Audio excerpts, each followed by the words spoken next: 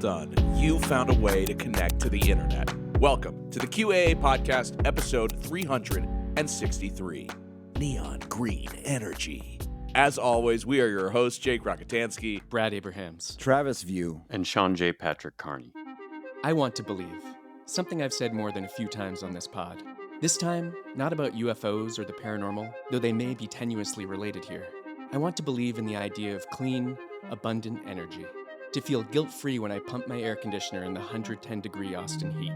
I don't want it to cause coal miners to get black lung in their 40s, or fracking injections to trigger thousands of earthquakes in places that never had them before, or offshore rigs to blow out crude oil, coating birds so thick they can't lift their wings, or for clusters of childhood leukemia to appear downwind from aging oil refineries. This misery porn could go on ad infinitum.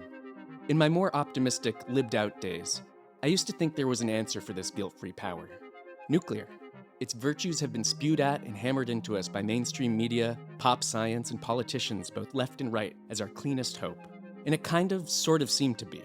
But as my naive, boyish optimism waned, and my heart grew darker and heavier, I realized this hope is only true when viewed through the most narrow, myopic field of view, in context of a severely revisionist and sanitized history. I didn't truly grasp the how and the why of this until a mysterious evening exactly 1 year ago. I walked into a beloved bookshop, Alienated Majesty, for an immersive audio-visual presentation called Time Zero. It wove a complex tale of our nuclear history, from the Trinity test to 3 Mile Island, to kids playing on uranium piles like dirt hills, with detours into David Lynch and uranium glass parties. It traced how we built a civilization on an energy source inextricably linked to horrific violence that can't help but poison the people closest to it. Its past and present are also deeply weird and conspiratorial. The person behind this performance was Sean J Patrick Carney. My first contact with him was 3 years ago when I received an email with the subject line, Ascended Masters. He wanted to cite my Mount Shasta QAA episode and my doc Telos or Bust in an academic essay.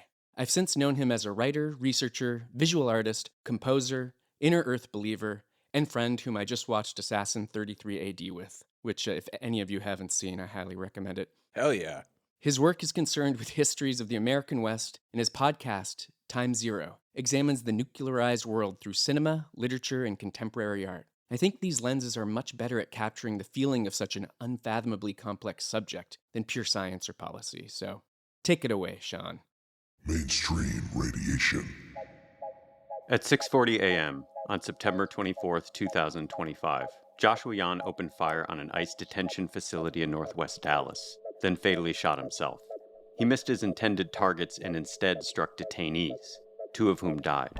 The next day, reporters noted something strange on Yan's abandoned Toyota Corolla, a black and white map of the United States, speckled with dark plumes radiating out from southern Nevada. It was the Miller map, a fallout graphic showing everywhere that radioactive clouds from the Nevada test site traveled. See, between 1951 and 1992, the United States exploded 928 nuclear bombs at the Nevada test site, just an hour northwest of Las Vegas. 100 of those were above ground, with zero containment strategy for fallout, save for attempting to predict desert wind patterns. Wait, this was all just an hour outside of Las Vegas? Yeah, it was 60 miles as the crow flies or so. That is insane. So almost 1,000 nuclear bombs an hour outside Vegas. 1 every 2 weeks for 40 years, yeah. They were like, do you think we should go out a little bit further? You know that there was one kind of anxious guy being like, I don't know, guys, 60, it doesn't feel like enough for 1 bomb a week. I don't know, guys. He was immediately put in a refrigerator and sent to the, sent to the test site. So they call the detonations tests, but setting off a nuclear bomb is setting off a nuclear bomb. Plutonium rained down all over Nevada and Utah and then blew across the country on the wind. And the half-life of plutonium is 24,000 years. Nevada is, in fact, the most nuked place on planet Earth. Yeah. It kind of makes sense, doesn't it?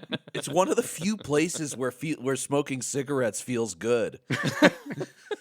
It's one of the only white castles on the West Coast. I mean, I think the signs are starting to tell us something. You could, in the 1950s, you could go and sit on a Vegas rooftop bar. They would announce the detonations, and you could go sit on the top and have an atomic-themed cocktail and at 5 o'clock in the morning and watch a nuclear bomb go off an hour away. Oh my God. I've only done that in like Fallout, the video game. We'll get to that. So why did the ice shooter have a map of that fallout on his car? In 2017, Jan left Texas for a stint trimming marijuana at a legal farm in Washington state near the Hanford site, a former plutonium production complex on the Columbia River. His parents later told authorities that he'd become convinced he'd gotten radiation sickness. And Jan's not the only recent moment where nuclear has seeped into our feeds. In December, a gunman shot 11 people in a physics and engineering building at Brown University in Providence, and 2 days later outside Boston, he murdered MIT fusion scientist Nuno Loureiro. Then 3 days later, Trump media inked a multi-billion-dollar deal with TAE, a nuclear fusion company, and online posters rushed to cast Loureiro's research as a marketplace competitor to TAE. So after decades of cultural dormancy, the nuclear is suddenly everywhere. It's in shootings, big tech power fantasies, geopolitics, streaming. Has anybody else clocked that radiation has seemingly gone mainstream? Yeah, especially with Fallout, too, being like one of the most popular shows. Yeah. So you pair that ubiquity with the secrecy that's always surrounded nuclear technology, and you get conspiracy thinking that practically writes itself. And I feel like this is a good time to remind everyone that the Q in QAnon is nuclear in origin. So Q is a DOE designation for nuclear secrets. It's the kind of access or clearance that J. Robert Oppenheimer lost in 1954 amid H-bomb hysteria and Red Scare politics. Funny enough, I have a brother, one of my brothers-in-law, Attorneys General. Yeah. One of my associates is an engineer on nuclear submarines, and I don't know more than that. He can't tell us any more than that. Mhm. But when we first met, this like years and years ago, and I was telling him what I did, and I was explaining the podcast, and I was explaining QAnon because it was very new then, and people had no idea what it was. And I was explaining it to him, and I was like, "Well, on Q, basically, he claims he has like Q clearance," and my brother-in-law like kind of sat up straight and he goes, "Well, that's a real kind of clearance." And I was like, "Oh." Yeah. And that was the first time I ever found out that it had anything to do with like nuclear stuff. It's wild, yeah. This is sort of the Department of Energy and kind of nuclear secrets and nuclear policy is frequently behind more things than we think that it would be. If you kind of scratch at stuff long enough, a lot of policy decisions and other things, security, are built around the nuclear infrastructure. Mm-hmm. So with all this in mind, let's start in a place where secrecy, nukes, and high weirdness have been glued together for decades. And that's a missile field in Montana in the spring of 1967. Silos and saucers. My name is Robert Salas. In 1967, I was a first lieutenant stationed at Malmstrom Air Force Base, Montana. I was a missile launch officer. One night in March 1967, Salas was about 60 feet underground in a control capsule built to take an apocalyptic hit and still be able to turn launch keys. From bases like Malmstrom, crews monitored what are called flights of Minutemen intercontinental ballistic missiles, ICBMs, spread across the prairies of Montana, Wyoming, and Nebraska. Around 8:45 p.m. that night, all 10 missiles in Salas's flight suddenly went offline. Years later, Salas would tell a version of the story that turned a malfunction into UFO canon. Moments before the missiles went dark, a security guard topside called down about strange lights near the gate. Salas brushed it off until, minutes later, the guard called again. This time he was screaming into the phone saying they're looking at an object, a red glowing object hovering just above our front gate. And just as Salas hangs up to alert command, the board crashes. Our missiles began going into what's called a no-go condition or unlaunchable. Essentially, they were disabled. Salas says his superiors ordered silence afterward. When he went public in the 1990s, he didn't lead with aliens, but over time his account hardened into an accusation that the government was hiding UFO information and exploiting exotic technology for weapons. Salas has appeared multiple times on Coast to Coast AM. Not that there's anything wrong with it. Definitely not. His name sounded familiar, and I realized he's at like every UFO convention, and I've seen him speak before. But it's funny, I quickly looked him up to jog my memory, and in the personal life section on Wikipedia, it says that according to Solace, he admires Nancy Pelosi and Adam Schiff, and that he seeks to model himself after them. So insider trading. He's very... And take this with a grain of salt. So last year, the Wall Street Journal reported that an internal Pentagon review traced the Malmstrom shutdown to the test of a secret electromagnetic pulse device, an EMP, which, they say, also produced a brilliant atmospheric orange light. And officials never told operators about the test, they say, because it confirmed something that they didn't want leaked to the Soviets, which is that EMPs, like the kind created by an incoming nuke exploding, would have incapacitated our ability to retaliate. And so while the Air Force never endorsed Solace's UFO link, they didn't exactly suffer from it either. Starting in the 50s, the Air Force knowingly seeded UFO disinformation around the Nevada test ranges and the mythology that grew up around Area 51. Richard Doty, yes, Brad, that Richard Doty, later acknowledged feeding UFO researchers bogus stories as part of OSI operations. And I want to be clear, this doesn't explain every sighting, but it does help to steer attention towards saucers and recovered bodies and away from the real classified story, which is a massive taxpayer-funded build-out of nuclear weapons and later domestic surveillance. And it creates this perfect double bind. If you point out defense incentives, you're covering up the real UFOs. If you debunk the alien tech angle, you're doing PR for the deep state. It's like we're living in the LXIX files, which are the Roman numerals for 69. Sort of in both. All right. You get going in both. Bombshells. If you rewind the U.S. nuclear timeline, our UFO lore rewinds with it. In January 1945, the Hanford complex, the place ice shooter Jan thought poisoned him decades later, was producing plutonium for the world's first atomic bombs. A Navy radar operator, Bud Clem, later said an unknown intruder appeared on radar. Fighters scrambled, but a glowing red fireball outran them.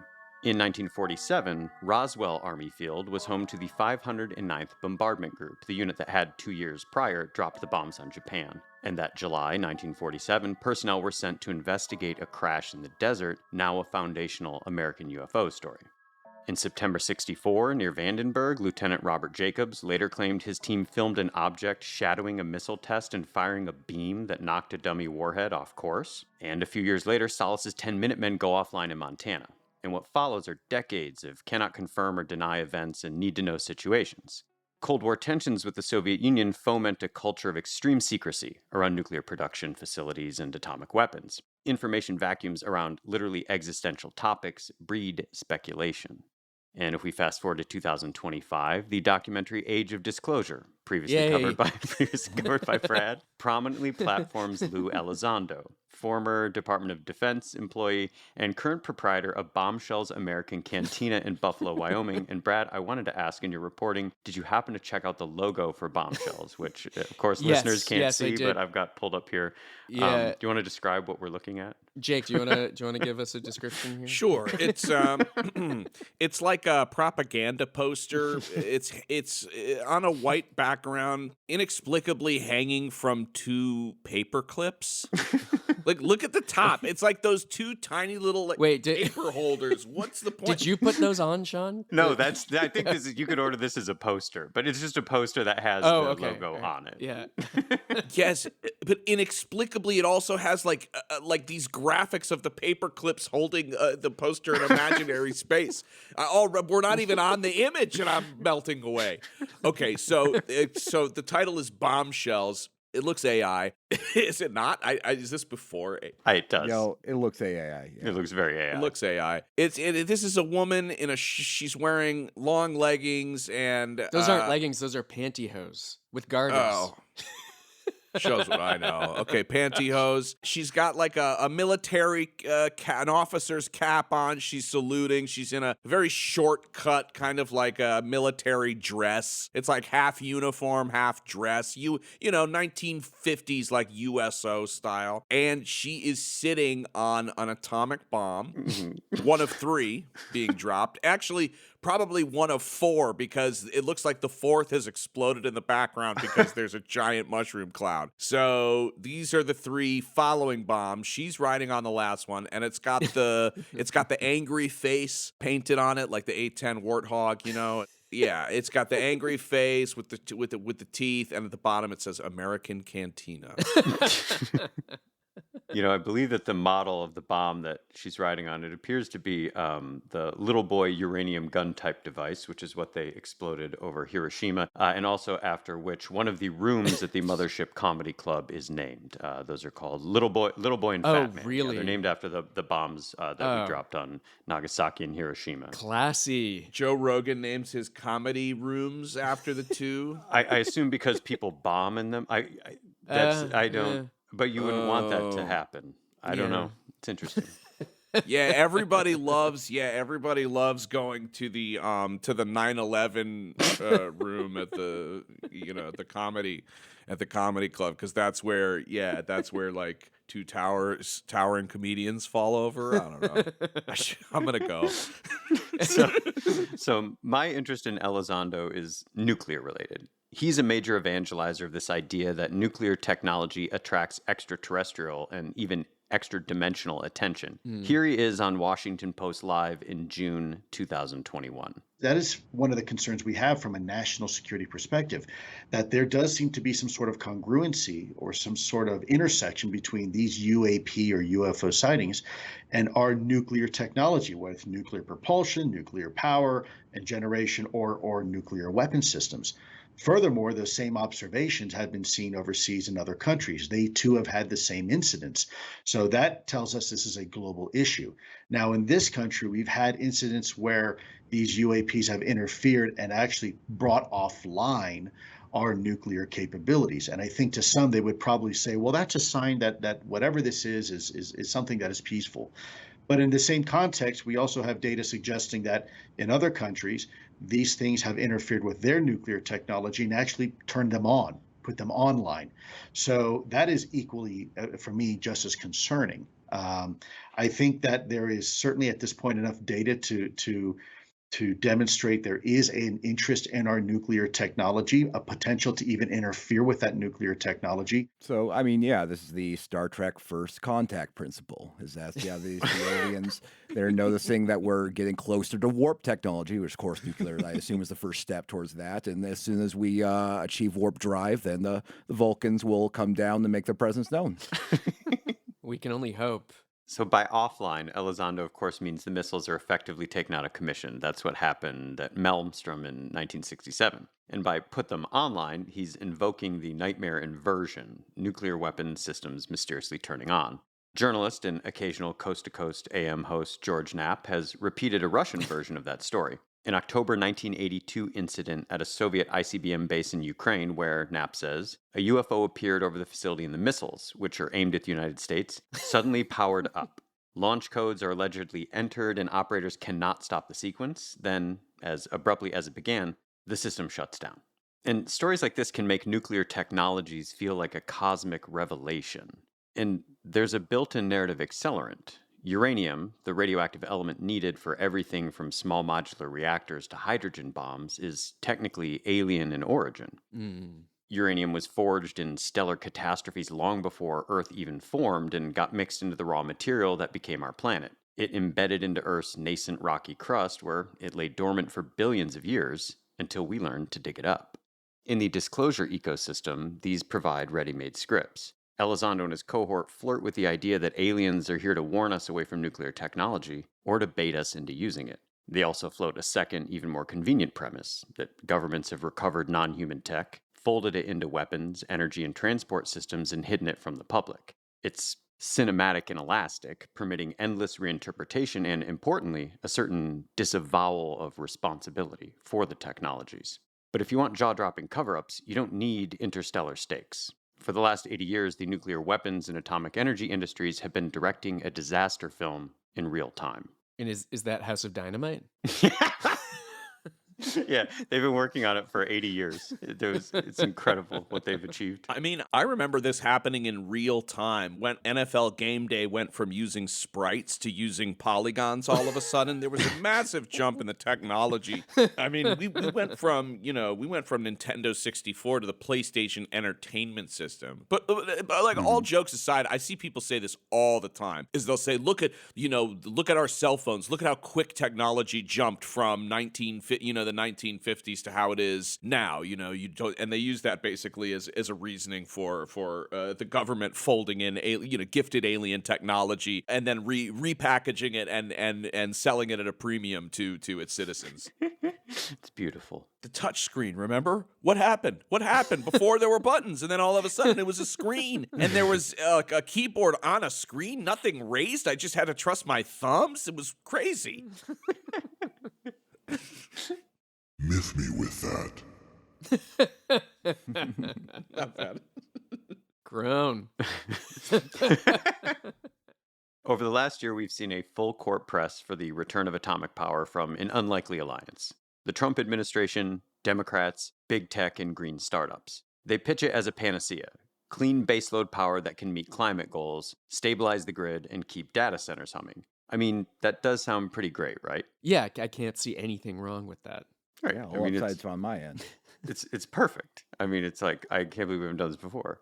And of course, I want to be clear that I get the appeal for anybody who's nuclear curious. Like, I want an energy fix too. But what we're being sold is another techno solution built on, this time, 4 central myths. So, myth 1 is that nuclear power is green and clean. It's true that the white clouds rising from cooling towers are water vapor and not CO2. The mess is everything nuclear depends on before the plant runs and everything it leaves behind after. So if we start at the front end, uranium, it's been disproportionately mined on indigenous land, from the Congo during the Manhattan Project to the Navajo Nation during the Cold War to Havasupai sites near the Grand Canyon today. On the Navajo Nation alone, there are at least 500 abandoned uranium mines. Dust and runoff still move through the air, and communities were basically never warned about the risks. In some places, people even built earthen homes with contaminated material. Man, so just like homes out of uranium dust? Yeah, so when a mine bails, right, Yeah. they leave tailings behind, these huge mountains of sand. And if you build earthen architecture, Yeah. pulverized, smashed dirt makes excellent adobe, right? I mean, of course, you're going to fill up your truck bed. It's a free way to build your home. And you have no reason to think that there's anything wrong with it. Why would they leave it there if it were dangerous, right? So the 1979 Church Rock uranium spill on the Navajo Nation dumped 94 million gallons of radioactive waste into the Puerco River. It's the single largest release of radioactive material in U.S. history, having unleashed more than 3 times the radiation emitted from the 3 Mile Island meltdown, which happened just a few months earlier. And yet, most people have never heard about it. Yeah, I hadn't heard about it till hearing your presentation and listening to your podcast, which is shocking considering the devastation that it wrought. Yeah, this picture you've included of these uranium slurry pods is like one of the scariest things I've ever seen in my life. It just looks like 2 pits into hell. Yeah, so those are from a drone photograph by Shayla Blatchford, who's a Dene activist and artist and has a great project called Anti-Uranium Mapping Project. And there are other artists like Will Wilson and all of these people that I talked to on the Time Zero podcast who have documented this stuff and tried to raise alarms and raise awareness. But you can't see these things from the highway, right? When you're passing by, but then you get above them and it's terrifying. And that's what broke open. The berms on those broke and went into the river. Oh my God. Just absolutely devastating. And the hazards were not a mystery. European uranium miners' lung disease was documented by the late 1800s. And by 1932, uranium mining cancer was an officially recognized occupational disease in Germany and Czechoslovakia. So this is a decade before the industry arrives on Navajo land. And modern uranium companies sell themselves as high-tech. And, I can get into all that if people want, but the core fact doesn't change. Ripping a radioactive element out of the ground is extremely dangerous. And the timelines are geologic. The half-life of uranium is 4.5 billion years, which is the approximate age of planet Earth. So it will be habitable just shortly before the sun swallows the earth. Sounds Exactly. like, I mean, it's also like, and I feel like this term, people use this term a lot, right? Like half-life, and it's that just means that it's half as radioactive in 4.5 billion years. So in 9 billion years, it'll still be 25% as radioactive. And I mean, it's just sort of like these are timelines that like are impossible to comprehend. And this idea that we're kind of like, oh yeah, I mean, we'll manage this stuff. It's like, dude, I mean, what are you talking about? In addition to the front end, then there's the back end. And this is another thing that people never want to talk about, which is high-level nuclear waste. And the United States has produced tens of thousands of tons of spent nuclear fuel, and we have absolutely no permanent disposal site. It's literally sitting at the plants. A bunch of it is in temporary pools, like water, and some of it's in concrete casks. I bet that water is like nice and warm though. Well, they're re-racking them because they've run out of space. So they're filling it beyond, and then yes, they heat up. The water is evaporating, and if they overheat, they explode, basically, and create they can fission essentially. And oftentimes, nuclear plants are near major bodies of water, the Great Lakes, major rivers, the coasts. They need a lot of water to stay cool. Besides the fact that this waste is just sitting there, there's literally nowhere to put it. No one has anywhere to put it. Everything that nuclear waste touches becomes contaminated too. And you can imagine on these chains how much stuff that actually is. And just imagine raw chicken hands in the kitchen, but like nobody's invented soap or trash cans. And the anthropologist Joseph Moscow calls this a derangement. Nuclear nations are promising disposal tech that will exist someday, just trust us, while fantasizing about institutions stable enough to manage waste for tens of thousands of years, when nothing humans have ever built lasts on that scale. Not even Göbekli Tepe, Brad. I know you like Göbekli Tepe. And that was buried. That lasted a while, but That was I don't know, 4,000 years maybe it lasted? No, it's I think that is like older than agriculture, but it is still backfilled and nothing on it. Like we don't know anything about it. There's no, like the point is that you can't warn people, you can't actually properly store something that long. And so, but you'd think like surely tech visionaries like Bill Gates, Jeff Bezos, Mark Zuckerberg, they've outlined innovative solutions for the nuclear waste that their cutting-edge facilities are going to produce, right? I mean, yes, it would be illegal if they hadn't. Yes? No. And so even before you count mining, milling, enrichment, transport, and round-the-clock security, nuclear plants are carbon intensive to build. For atomic power, carbon neutral requires increasingly liberal definitions. If you want the full version of the uranium story, I go deep in Time Zero episode 4, which is called Wastelanding, and if you want the waste story, that's episode 8, Deep Time. The second myth here is, unlike solar or wind, nuclear power is always on. I don't know if y'all saw Billy Bob Thornton's viral windmill rant from Landman. I did not. No, but I would like to. We've got to roll that beautiful bean footage.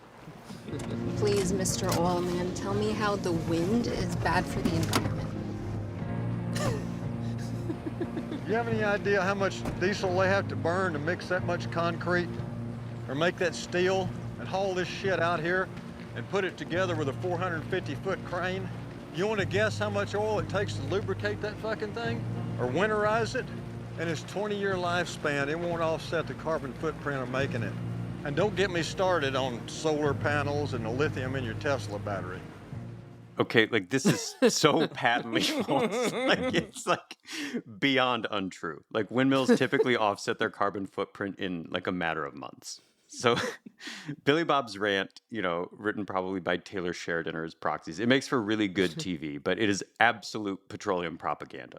Like renewables, we're told, are a granola fantasy. Oil and gas are realistic and dependable. I love that even our TV shows now are like, you dumb lib, these windmills are worse for the environment. Actually, I'm a landman watcher. I don't know, not a lover, but I'm a landman watcher, faithful, and it's one of the blackest pilled shows I've ever seen in my life. I mean, it is dark. I guess I gotta watch it. I was like sort of vaguely aware of its existence. Yeah, I'm always vaguely aware of Billy Bob. Like I'm always curious where he's at. Where make sure he's not too close.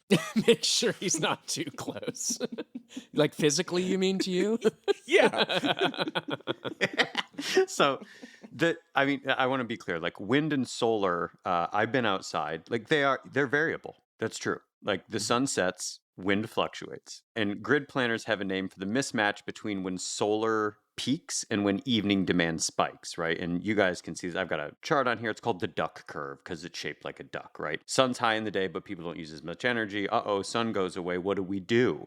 But treating not always on as a fatal flaw is a rhetorical trick because nothing's magically always on. Not coal, not oil, not solar, not nuclear. Every energy system depends on infrastructure, maintenance, supply chains, planning. It needs to be turned on. The real question is reliability at the grid level. And as places like Germany, a major industrial nation, have shown, renewables are reliable if you build for it with transmission, storage, and smarter demand. And this is where the United States is embarrassingly behind. It has nothing to do with feasibility and everything to do with economic incentives and a total lack of political will from both parties. Our privatized system rarely produces energy innovations, instead rewarding both dangerous shortcuts and inefficient bloat, so long as those produce profits. And that's where the nuclear renaissance becomes a very convenient MacGuffin. Atomic startups soak up attention and policy bandwidth while fossil fuel companies keep selling themselves as the bridge in the meantime. And the longer that renewables are cast as unreliable, the longer that bridge keeps printing money. Which brings me to myth number 3. Nuclear power is actually very safe. So 3 Mile Island, Chernobyl, Fukushima. Would you guys want a nuclear power plant like a mile from your house? Well, I mean, I've lived in Orange County, which is pretty close to San Clemente, so, Yeah. I grew up 50 miles from the Big Rock Point plant, which Ronald Reagan was doing ads for before he was the president. There's a great ad of him selling Michigan this nuclear power plant. I lived 30-minute drive from Pickering plant in Ontario, and we did a school trip there once when I was in elementary school, and there's people fishing, with the runoff water from the plant because the water's so warm, the fish really like it. And I'm sure that water's technically not radioactive, but just as a kid looking at that, it's that doesn't seem right. That's very Simpsons, Truly, yes. Yeah. We were as far away from any kind of nuclear plant as possible because my was one of the scientists who built the bomb. And Wait, what? Wait, Jake, every story you're bringing up here is This is a reveal. Okay. And he and his team begged Truman not to use it. They were they were told that it was being built so that it could be used as a threat, and they signed this petition. Basically, I'm sure Sean, you know all about it. They signed this petition, begging the president to not use it, or at the very least to let the opposition know what kind of devastation that this would wreak. And of course, they ended up dropping the bomb, and he totally radicalized and quit science and became a weird artist for the rest of his life. So my family was very anti-nuclear. We'll probably have to cut all this out because it reveals probably a little too much personal information. But I do have a personal connection to the atomic bomb, which is pretty crazy. We'll just change that again to colleague. Yeah. Colleague. My very elderly colleague, my very mature colleague. Well, that's where the Bulletin of Atomic Scientists, this academic institution, comes out of, based in Chicago, is a lot of people after the Manhattan Project who are kind of So the idea, though, Jake, not to point a finger at anybody else, but your peasant-like fear of atomic energy is the only. It's the I only. am peasant-like, and that's not an insult to me. To me, I am one of the commoners, and I'm proud of it. So that's apparently the only reason we don't have a mesh network of small modular reactors powering autonomous economic zones all over this great country. And that's very seriously, though, the vibe that you'll hear from nuclear startup enthusiasts as they raise VC round after VC round. The problem isn't safety, it's you. It's your ignorance, it's your irrational dread, your failure to appreciate abundant energy. And a very slick version of this argument is making the rounds on business TV. Here's Mark Nelson, who's the founder and managing director of something called Radiant Energy Group on CNBC. Many people think that meltdowns created the anti-nuclear movement. That's not the case. Meltdowns confirmed to the anti-nuclear movement that they were right and converted a lot of people who were previously pro-nuclear or neutral. Because there was already an anti-nuclear movement based on fear of nuclear weapons and opposition to abundant energy, it was able to reinterpret and add public fear to otherwise essentially benign accidents like 3 Mile Island. I don't think the opposition is ever classified as being against abundant energy. I don't think that's something that people don't want. Also, that guy's mustache is very wrong. I thought that we were watching like an SNL skit at first. I was like, well, if you want people to sort of like believe, what you say about nuclear energy, you gotta like stop dressing like you're in a school play. Right. But like, the phrase, opposition to abundant energy. That's a real great rhetorical move. It's like my opponents who hate puppies and rainbows, Yeah. Yeah, this guy doesn't like drinking water. Huh. It's that phrase. It's this opposition to abundant energy. But the one that really sticks in my craw, I think, is essentially benign accidents like 3 Mile Island. And calling a nuclear meltdown benign is like beyond galaxy brained. It's like, and you'll notice too, like the dangers that Mark Nelson and other people's worldview totally erases. And that's the uranium extraction and remediation on the front end, and the back end, which is radioactive waste that has absolutely nowhere to go. And further troubling, NPR reported in February that the Trump administration had effectively obliterated environmental and worker protections for new reactors. The article read in part, NPR's review of the rules found substantial changes that experts warned had the potential to undermine safety, security, and environmental protections at the new reactors. The orders slash hundreds of pages of requirements for training guards and securing nuclear material. They also loosened protections for things like groundwater. Groundwater. Well, Protections were very tight. in total, the new orders cut 750 pages from the earlier versions of the rules, according to NPR's analysis. That means roughly 2/3 of the original pages were eliminated. It's just incredible. Basically, it's just like when you build a new nuclear reactor, you don't have to think about groundwater. I don't know how else to more explicitly be like, these people want to kill you. Yeah, but we all, don't we all have like Brita water filters at home? Sure, so... I've got my Berkey. Yeah. I mean, you don't want, There's another coordinated message that you're going to be hearing a lot of. Coal power plants, because of their emissions, they cause a certain number of deaths every year, far more dangerous than nuclear power plants. So that was Elon Musk, and here's Bill Gates. Nuclear has actually been safer than any other source of generation. Coal plants, coal particulate, natural gas pipelines blowing up. The deaths per unit of power on these other approaches are far higher. I don't like how his arms are crossed as he's telling us that. He looks shady. He looks a little bit like he's trying to sell you some bonk. And here is Sam Altman. A lot more people have died of air pollution than nuclear reactors, for example. But most people worry more about living next to a nuclear reactor than a coal plant. Well. So we have three kings so far telling us not to worry. Dream blunt rotation. Yeah. So sure, like coal pollution is absolutely a slow cumulative harm, and it kills a lot of people. But this is total sleight of hand. They want you to hear anti-nuclear and translate that as pro-coal. And of course, that's nonsense. Like, opposing nuclear doesn't mean you're fine with coal deaths. It means you want to replace both with cleaner renewables that don't require violent uranium extraction or impossible waste timelines. They're invoking a bogus moral equivalence to make dissent feel irresponsible. And that's like accusing someone who wants safer airplanes of being pro-car crash. So you're concerned about airline safety? Well, I don't want to die. It is imperative to underscore that 3 Mile Island, Chernobyl, and Fukushima were not worst-case scenarios, not by a long shot. A French safety assessment modeled a severe accident where the reactor pressure vessel actually explodes, releasing everything inside. And so in this study, half of northern France and large parts of Germany became uninhabitable. That's just with one reactor? That's if just the reactor vessel burst, which has never happened before. But if it did, half of northern France, large swaths of Germany, you can never live in them again.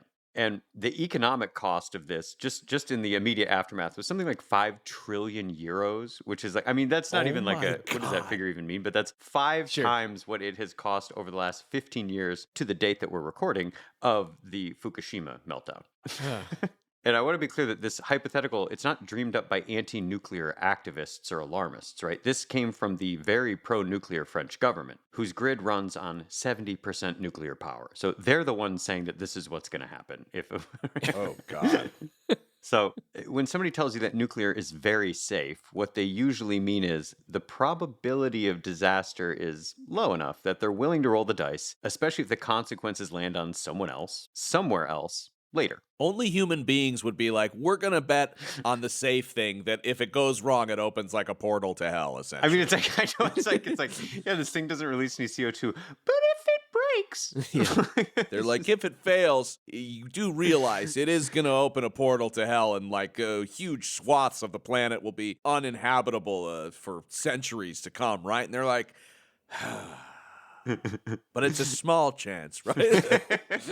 And so, this kind of like this banking on it, like not playing out in your own timeline. Subscribers may remember the story of Mallinckrodt uranium in St. Louis from Devin O'Shea's recent episode Nuked in the Midwest, right? It's this idea of like, well, it's probably not going to happen to me right now.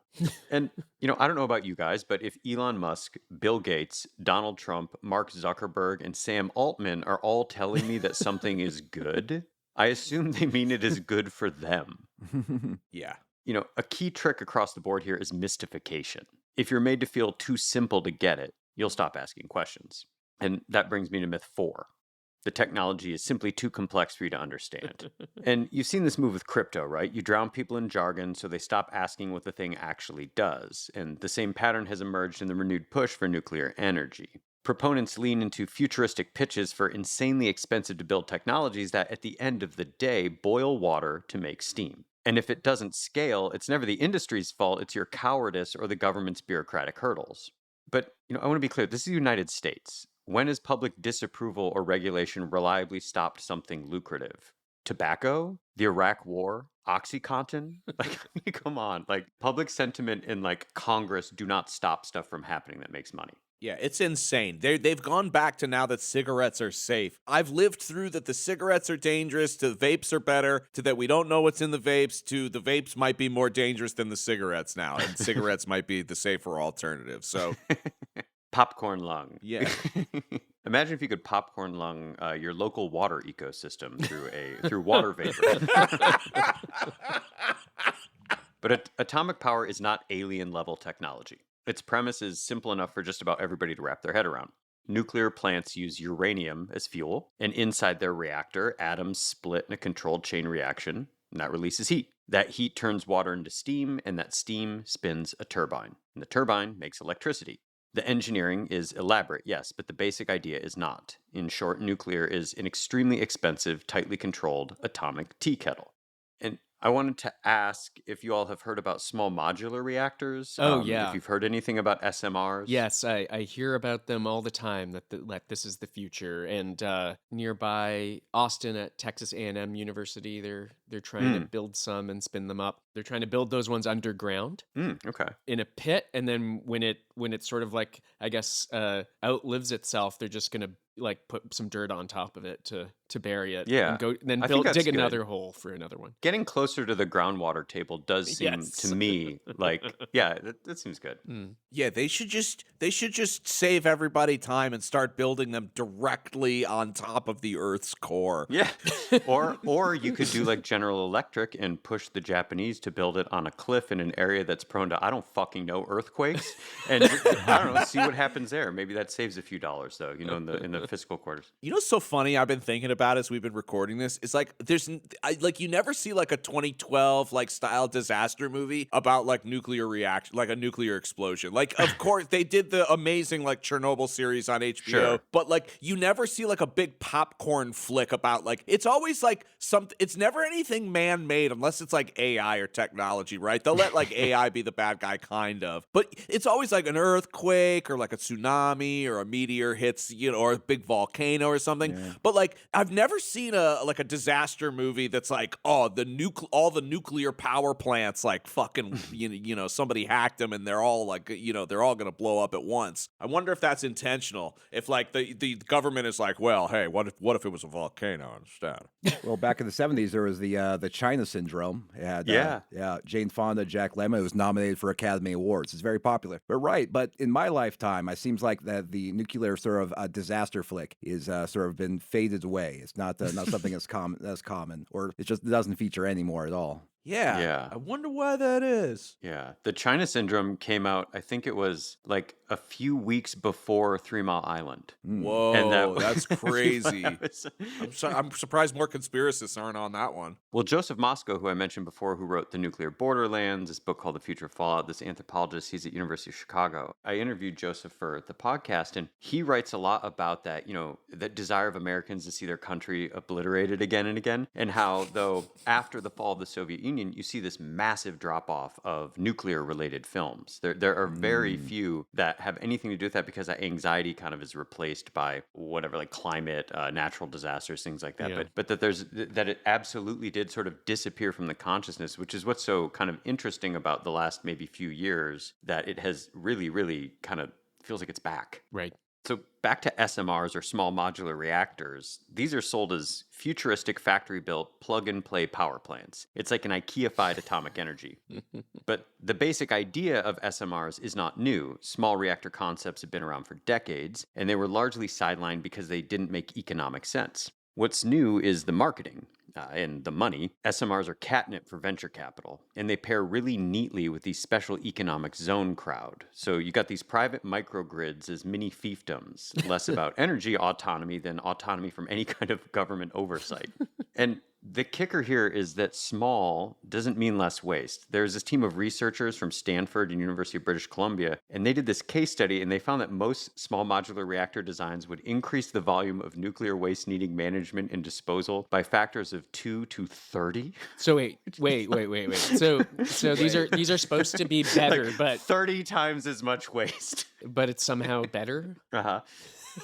Yes, it boggles the mind. Now, I want to be fair. Energy startup Oklo, which is owned in part by OpenAI's Sam Altman, they recently launched their Aurora Powerhouse small modular reactor at Idaho National Laboratory. So that was a big deal. But with nuclear fuel in short supply, right now it's running on natural gas. Oh, okay. It's So the small modular reactor. It's running on the anti-nuclear reactor. Huh. At the Idaho National Laboratory, which famously had 2 meltdowns in the beginning of the first nuclear disaster. Now, the other salvation technology here is nuclear fusion, right? And this involves heating fuel to more than 100 million degrees Celsius. Always so smart. That's hotter than the sun. And see, the problem is that when you do that, it can't touch anything. Right. Because it explodes everything. So they're trying to figure out how to suspend that, maybe plasma, I don't know. So they have to chase this power source that scientists, it's this running joke that it's always 30 years away. For now, though, it definitely remains more science fiction promise than a climate plan. And all of this is to say it's oversimplified. I really go into this in a 2-part episode 7 if you want to know more about nuclear energy. But all of this is to say that the next time that you're with well-meaning people whose hearts are in the right place and they're talking up nuclear as a climate fix, I hope that you do feel empowered to push back a little bit. Because the fact is, nuclear isn't green or clean. It's a volatile chain front to back, and the stakes are absolutely enormous. Machines fail. Meltdowns are inevitable, especially in privatized energy economies where the incentives to cut costs are legion and where the startups pushing this stuff very famously move fast and break things. That's their entire thing. And, the question, will a truly catastrophic reactor bursting event like the one modeled in France happen? I don't know. But if your solution to climate change is boiling water with a technology that can render whole regions uninhabitable when it fails, you'd better have a reason you can't do anything else. And the thing is, we can. After 70 years, nuclear still supplies maybe 1/10 of global electricity and only a small slice of total energy. What about in the United States? Do you know, like roughly? Almost 20% depending on the year. Yeah, which is still seems like really low. It is really low. And there's a reason. I mean, you think about this, we've had commercial reactors come online in like the 1950s. So we're looking at like almost the bomb, first bombs, 1945. A decade later, we have nuclear power. It's been 70 plus years. And if this actually worked, they would have done it. Sure. Right? Yeah. Like it's not like the fossil fuel lobby is, of course, powerful, but they're also adaptable. And if this really were going to integrate, they would have done like what Philip Morris did with Joule, right? Like you would adapt, you would integrate, you would become part of those things. So yeah. And I think that this is the part that people need to hear. Like nuclear is not, quote, the future. It cannot physically scale quickly, cheaply, or safely enough to get us to net zero. And the basic way to think about this is that nuclear represents on one side a dinosaur industry looking for a bailout, and on the other, vampiric startups looking for a cash out. An atomic rug pull. Cool. I would encourage Mark Zuckerberg to try and build some kind of sun in his laboratories. He should tell like his assistants and stuff to like maybe like get out of the room. But he and his top level execs, I do think that they should. You guys should be working on mini sun technology.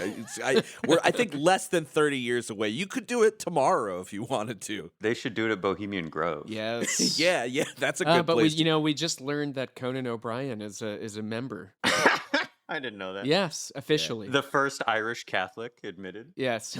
We're going to have to go in there and like kidnap him like they did Steven Spielberg off the Twilight Zone movie set. Conan rushing into a goblin's nest. Oh man. And here I thought nuclear was medium to medium bad at best. and I come to find out that it's really bad and it's not even powering that much shit, 10% worldwide. I'm assuming that we're still all gas, baby, all gas town all the time. We're pretty gassed up. Yeah, we're gassed. Yeah, we're smoking that diesel. Think of the data centers. The big tech pitch for a nuclear renaissance is that electricity demand is about to explode. In the ignition is AI, a massive data center build-out that they claim only atomic power can realistically supply. This is presented as a foregone conclusion, which glosses over an important fact. Even after the dawn of the internet, US electricity demand stayed relatively flat for decades. Efficiency gains kept pace with new technologies. You get better chips and cooling, LEDs, smarter appliances. Historically, tech doesn't brute force scale, it miniaturizes and optimizes. Today's AI boosters, by contrast, seem weirdly uninterested in that tradition. Instead, we get a dominant energy strategy that's both myopic and dangerous. Bigger models, more compute, more everything, then a backfilled justification of inevitable demand. What they're pitching has the retro-futuristic Jetsons kitsch of the Fallout games, where abundant nuclear energy disincentivizes efficiency. In that atom punk world, there's no need to make things smaller or smarter, you just dump more power into them. And that's why Fallout's future looks like America's past. Refrigerator-sized radios, chrome dashboards, and there's also a psychological pull, a future defined by nostalgia for a past glory. And it makes you wonder, is it really that surprising that MAGA and Silicon Valley are completely aligned on this thing? I want to set the world on fire. So, I want to be clear about something. This imagined electricity demand is not on you, dear listener.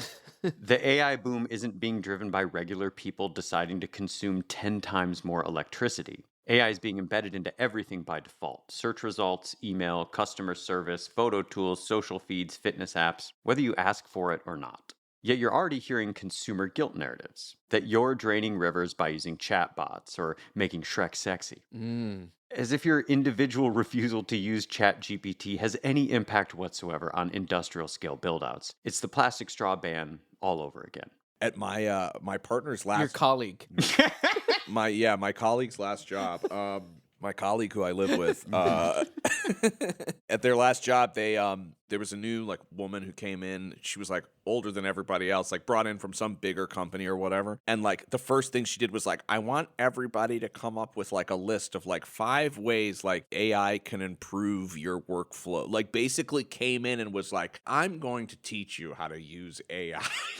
And like, I think that that's kind of the majority, is that it's just being pushed on everybody. It's just being pushed on us. Yeah. And then you get blamed for it. which is pretty classic kind of like Yeah. consumer culture stuff. Gaslighting. We didn't want this. We were perfectly happy with the funny videos that we were making. Let me say this. We were making funny videos for decades and decades. Little ones, even the ones on your phone before AI came along. We didn't ask for it. We were perfectly happy. They pushed it on us. And we said it was bad at first. They showed us Will Smith eating spaghetti and we went, "No, that's not right. That's not what he looks like." And they were like, "Well, hold on.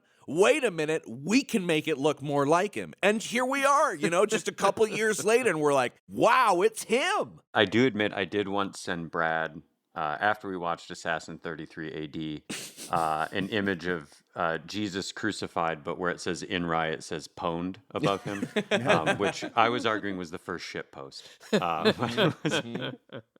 with the AI quote-unquote demand, right, the mantra becomes don't question the demand, but build for it. And this quietly aligns investors across artificial intelligence, data infrastructure, nuclear startups, both political parties, and the mining industries needed to feed them. And so if it's not chatbots and cancer research, what is all this compute actually for? The survivors will envy the dead. So I'm going to level with you all. Jeff Bezos and Sam Altman aren't just interested in making your life easier. Well, even Sam. I mean, for big tech, the endgame is integration into the U.S. security state.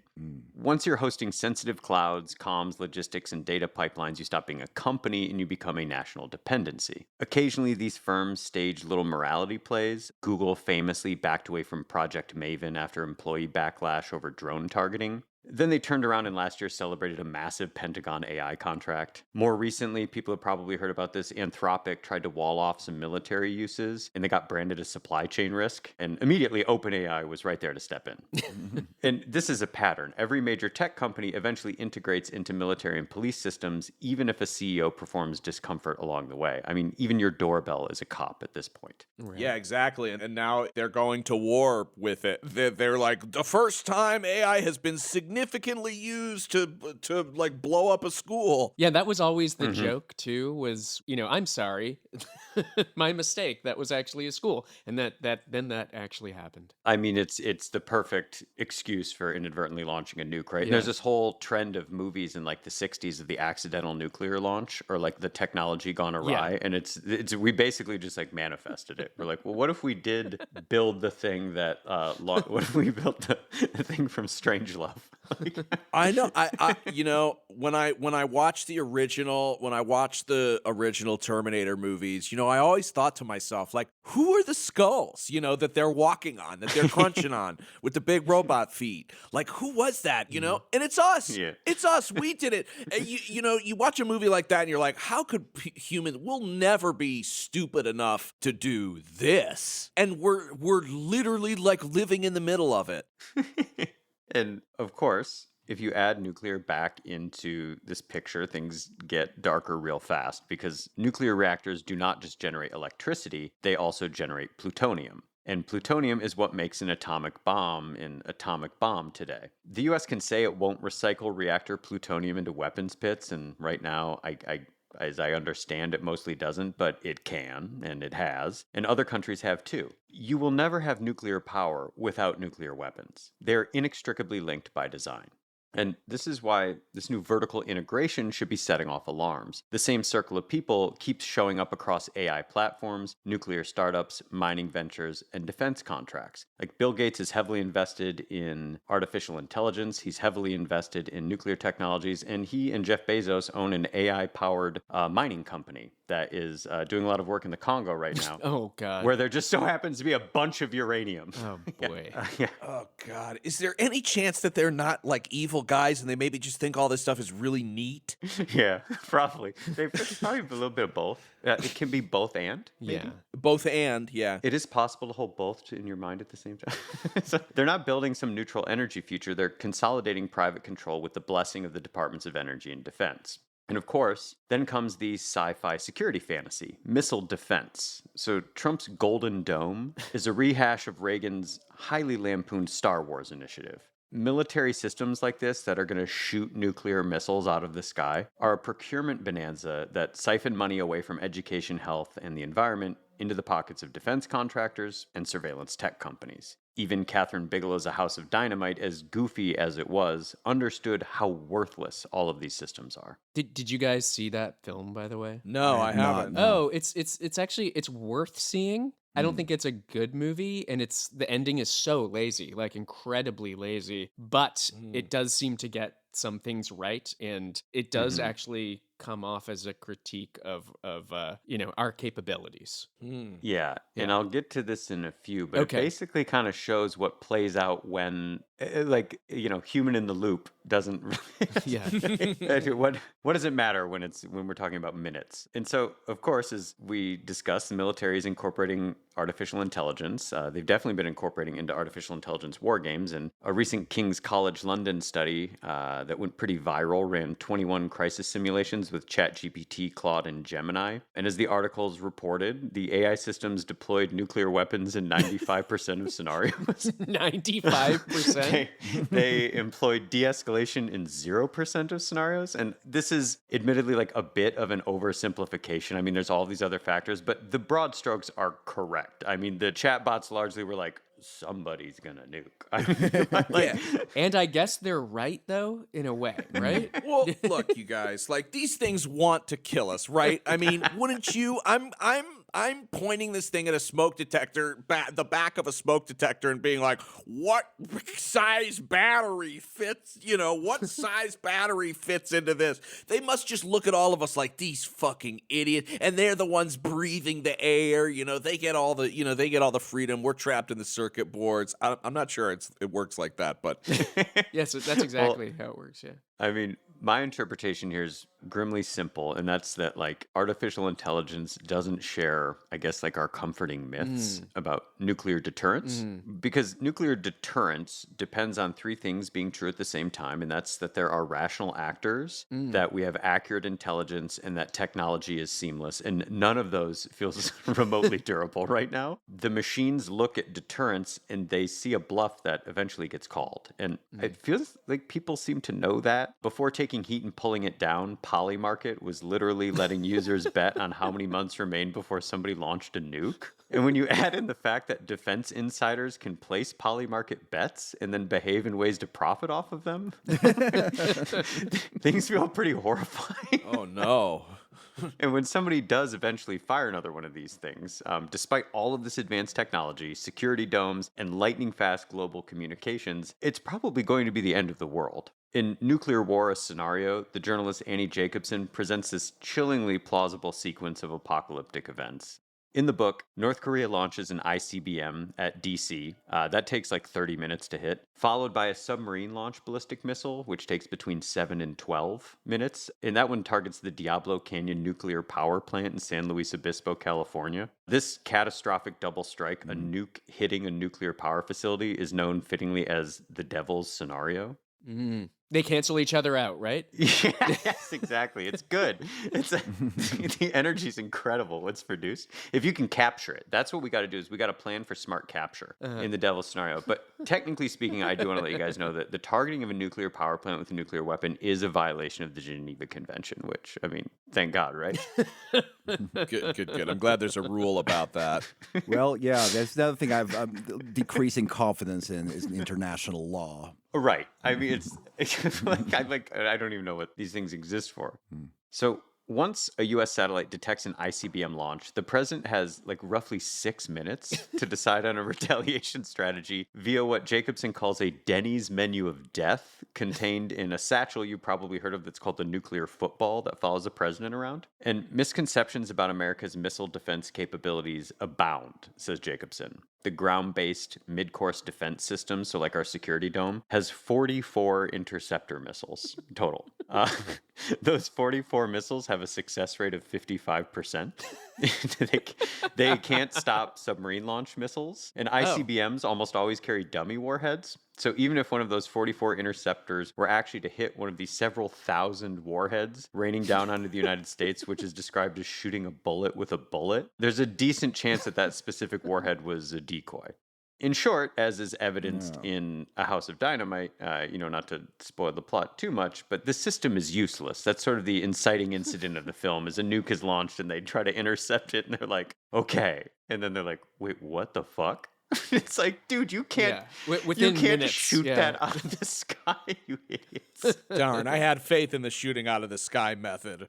There's no secret where like all of our ICBM silos are. Like, so it's a use them or lose them situation. That kicks in. The U.S. retaliates immediately, basically, with all 1,770 ready nuclear weapons. These are ICBMs, aerial bombs, submarine missiles. Russian satellites detect these missiles volleying over the North Pole, but they can't determine the North Korea destination. And even if we were to call Russia and explain to them that we weren't actually attacking them, why would they ever believe that? Mm-hmm. So, needing to decide basically immediately, Russia would retaliate, launching their own 1,710 deployed nuclear weapons. And within 72 minutes... Wait, that's 60 less, though, so... Yeah, they do have less. There is a missile gap, and we are winning, which is very good. And within 72 minutes, so a little over an hour, 60% of the global population is annihilated. Survivors face horrific radiation, as well as nuclear winter, as ash blocks sunlight for decades, a la The Road, freezes water, kills crops. And then, if you survive long enough, when temperatures rise years later, billions of decomposing frozen bodies will thaw and unleash a second calamity, which is catastrophic plagues. Nice. And the survivors, as Chairman Khrushchev warned the communist Chinese, the survivors would envy the dead. See, presidents don't talk this bluntly anymore. I know that we should bring back this kind of presidenting. Mid-Atlantic kind of, mid-Atlantic, like Dark Souls dialogue. Are you saying like Mark Wahlberg for president? Yeah, that's what you're saying. Hey, look, you got to be president, okay? We got to stay 4 a.m. Run Club, okay? We got to stay prayed up. Got to stay prayed up in the White House, okay? That's my Mark Wahlberg impression. It'll get better. It'll get better. Now, there's only one thing that could prevent such an Armageddon. Brad? Do you know? Oh, I know. Aliens? Yeah, UFOs. Yes. Yeah, come and turn it off. That's the only. Oh, thank God! I knew they were going to come into this at some point. Yeah, they're going to make sure that none of this actually happens, right? Yes, they'll turn it off. Uranium glass parties to trigger the libs. So we opened with weird fact patterns. A radioactive fallout map stuck to the car of a man who shot up an ice facility before killing himself. Then, days after an MIT fusion specialist was murdered, the internet immediately tried to stitch it to an eerily timed fusion company deal. The feed is starting to feel irradiated. And part of me is glad to see increased atomic awareness. Movies like Oppenheimer or something like A House of Dynamite remind people that the atomic era never ended. But the other part of me is worried that the disinformation and obfuscation inherent to social media is producing a dissent filter. The atom is getting rebranded through a curious coalition. Silicon Valley, the White House, defense industrialists, but also plenty of well-meaning climate crusaders. They have different motives, but exhibit a consistently sensitive trait: total contempt for anyone who asks basic questions about uranium extraction, waste, plant safety, military use, or who is supposed to manage cleanup on geologic timescales. The techno-solutionist center-left will call you a Luddite blocking clean energy futures for AI. From what I can glean, the logic is that we need to create all this nuclear waste to power AI to figure out what to do with all the nuclear waste. Some cynics will smear you as pro-coal, ignoring the fact that the Trump administration just obliterated environmental and personal exposure restrictions around nuclear plants. Yeah, it's the return of black lung for coal, right? Because they got rid of a bunch of regulations around there too. Yeah. And, when your family members get cancer and you suggest it's environmental, they'll call you paranoid, conspiratorial, and liken you to the ice shooter. The right will brand you woke, anti-America, naive about national security, and you can already see the reactionary culture coming. Uranium glass parties to trigger the libs, radiation chic wellness influencers, TikToks romanticizing trad uranium mining. All the while, operators like Lue Elizondo will keep spinning UFO yarns around nuclear sites, aligning atomic inquiry with pseudoscience and conspiracy ecosystems. And that's how this filter works. In the same way that even suggesting JFK's public war with the CIA had some consequences, In the same way that gets you lumped in with flat earthers or Building 7 hysterics, there's going to be a coordinated effort to paint legitimate critique of atomic power like it's QAnon sludge. And AI is going to make it so much worse. Synthetic clips, fake documents, infinite noise. We're told that the future of sustainable, autonomous, and secure energy is nuclear. If the Trump administration actually believes this, then what exactly are we doing in Venezuela and Iran? Well, that's for like our pickup trucks. Here's the bottom line. Atomic power is neither safe nor sustainable. We do not need to increase energy output tenfold, and renewables already work at scale. What's missing is political will. And if you doubt our capacity, just remember this. Before electronic calculators, microwave ovens, or Velcro, a group of nerds on a plateau in New Mexico built a space and time shattering nuclear weapon out of whole cloth in under 3 years. We can figure out battery storage. Oh, bravo. Well, yeah. Wow. Really, really unnerving stuff. You know, there's lots of things going on in the world to be worth worried about, and you just add one more in my mind. So thank you. You're blackpilling on nuclear power, really? I've had a few friends who said, "Yeah, man, good job. I listened to the first episode, and I'll get to it, dude. I'll let you know. Yeah. The production's great, man." This is a horrible time to be a podcast. It's a horrible time to not be pilled, like in one particular way. It would be very comforting to believe that there's some powerful anonymous entity with some sort of nuclear intelligence security clearance for some reason who had the solution to everything. Right. Absolutely, yeah. That there's some kind of answer to any of this, and that it's not the usual just kind of cynics working for the next fiscal quarter or to enrich themselves on a short scale. I mean, it's pretty disheartening, especially when you think of the scale of like unlocking a technology like this. I mean, you're unlocking the power of the sun, and that what it is absolutely used for is ending the planet. But what about cold fusion? It's not real. That's why they murdered that guy at MIT, right? Yes, that's Nuno Loureiro. Yes, he was about to unlock it. Yeah. Well, that didn't feel good. Yeah, this was Jake. This was so dark. You needed a therapy session in the middle of the episode. Yeah, it's true. I was like, all right, man. I was like, I gotta go back to learning about like how horrible like nuclear energy is. And he was like, I'd like to be respectful of your time, and he let me go. And yeah, no, great time. Bad time to be a podcaster. Great time to be in therapy. No, but this is amazing, Sean. Thank you so much for bringing all your amazing research. And people have to check out your series. What's the easiest way for them to find it? So Time Zero is available wherever you get your podcasts. And if you're a reader as opposed to a listener and you want to see maps, works by different artists, and importantly, my citations. So where's this information coming from? Check out timezeropod.com. There's an essay version of every episode too. Nice. And do you have a website as well with some of your artistic works and other writing? I do. You can check out sjpc.work. Those are my initials, .work. Or I'm on Instagram at socialmalpractice. What happens when someone goes to SeanCarney.com? If you go to SeanCarney.com, well, I don't know which one of them has it, but there's a couple different blues musicians. There's definitely a watercolor painter from New Jersey. Yeah, I think there's a yoga guy. There's a lot of Sean Carneys. But not one as knowledgeable and well-spoken as Sean J Patrick Carney. Statistically speaking, there's probably like a nuclear influencer Sean Carney who's like a pro.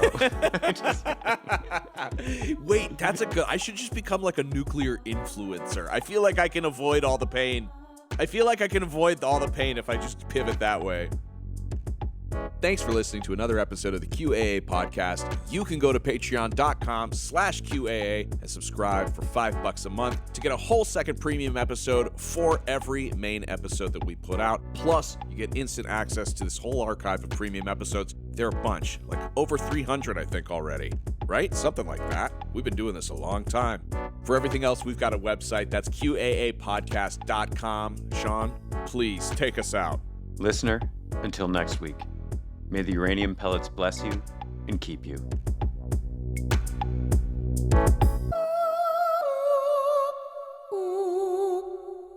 We have auto-queued content based on your preferences.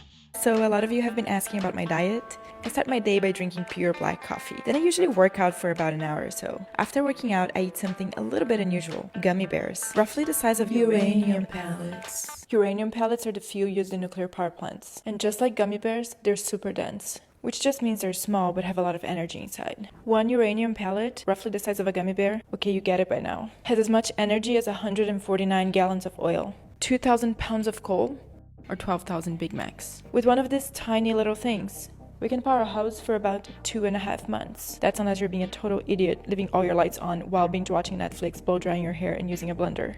This means that we can create an insane amount of energy in smaller spaces, which requires less land, which is great news for the environment. It also means that the waste it creates is tiny. If I were to get all of my life's energy from nuclear, my waste would fit inside of a soda can. Ew, ew, ew, ew, ew. Don't ever drink soda. Sugar's like really bad for you.